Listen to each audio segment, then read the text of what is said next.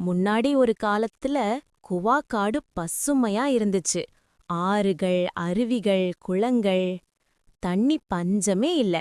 வறட்சி காலம் வந்ததுக்கு அப்புறம் பெரிய விலங்குகள் ரொம்ப பயத்தோடவும் ரொம்ப கவலையோடவும் இருந்துச்சா? அப்போதான் பக்கத்து காட்டுல இருந்து தவளைகள் கூட்ட கூட்டமா வந்துச்சு. மிருகங்கள் கேட்டுச்சா, நீங்க எங்க இருந்து வரீங்க? நாங்களே இந்த காட்டுல தண்ணி இல்லாம இருக்கோம், ரொம்ப கஷ்டப்படுறோம். நீங்க சின்னவங்களா இருக்கீங்க, உங்களால என்ன பண்ண முடியும்? தவளையின் முதல்வர் சொன்னார், நாங்க உருவத்துல சின்னதா இருந்தாலும் எங்களால என்ன வேணாலும் செய்ய முடியும், எங்கள பார்த்து எடை போடாதீங்க. தவளைகள் இரவும் பகலும் மண்ணை ஈரமா வைத்து நீர்வழிகளை உருவாக்கினர். சில நாட்கள் கழித்து மழை பெய்தது.